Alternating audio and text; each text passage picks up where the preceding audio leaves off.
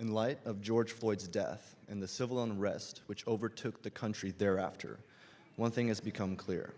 The basic principles of racial discrimination, which Dr. King opposed in his letter from a Birmingham jail, are still alive today and worth fighting against. Although we have overcome the evils of slavery and abolished the injustice of segregation, yet injustice is still there.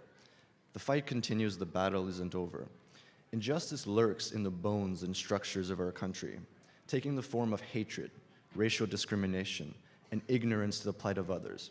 Dr. King claimed, "Injustice anywhere is a threat to justice everywhere." Our society functions like the wheels of a clock, which must all rotate in perfect harmony for the mechanism to work.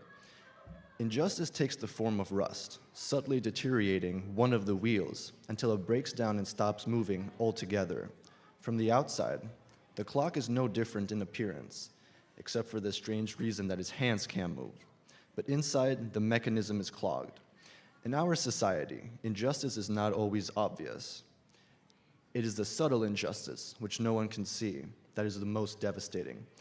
Dr. King sought out this injustice and he took his fight to it. His example demonstrates that it is impossible to sit idly in our own perfect communities and allow others to stumble under the darkness of injustice in theirs. It is impossible to do this because injustice is present everywhere, no matter how hard we try to convince ourselves that it only exists in Memphis or Minneapolis and is therefore none of our business. Because of this, Dr. King developed 4 steps of a nonviolent campaign: determining if there is injustice, negotiation with those who cause it, self-purification, and direct action. Injustice clearly exists in our communities, in our laws, and in our hearts. So we can turn to the next step. Negotiation is a dialogue between 2 parties aiming to reach an agreement. Unfortunately, those who impose injustice are seldom willing to negotiate unless they are prompted by drastic change within the structure of the community. In order to bring that change, we must turn to the process of self-purification. We must examine ourselves to see if we are ready to react to violence with nonviolence, and to injustice with justice. After that, we can take direct action. Dr. King marched for the freedom of his fellow countrymen. We can too. Dr. King broke laws that were unjust and then faced the penalty for his actions, responding with peace even in the face of foul violence. He exposed the injustice of those laws and their immorality in the face of the law of God. And by his actions, he showed the greatest respect for the laws. We can too. Dr. King and those with him sought tangible change for this country.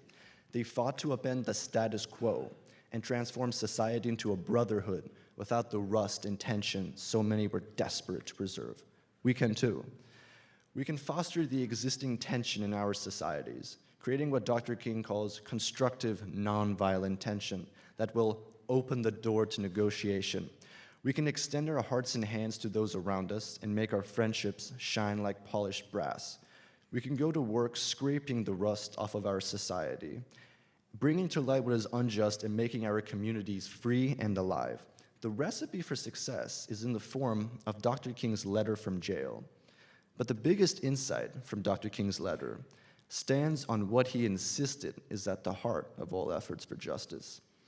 And what is this thing which Dr. King held so dearly in his letter? What is the lubricant of the clock, the oil which allows its wheels to move in perfect harmony?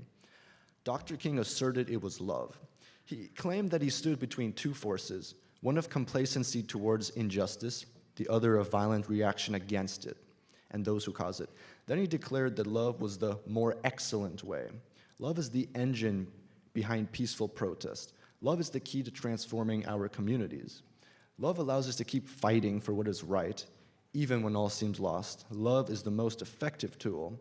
Indeed, it is the only tool we can use to remove those rust stains of injustice and racial discrimination in our communities.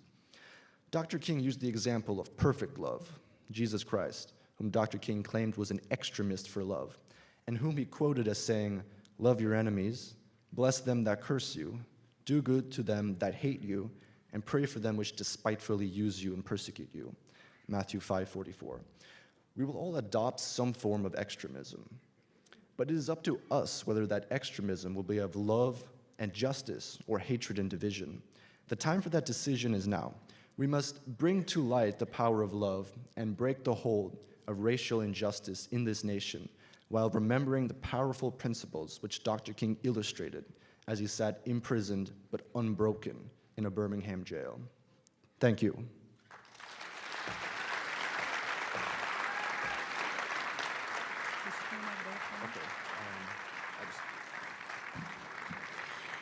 And for having the winning essay, he gets a $200 gift card. And thank you on behalf of the MLK committee.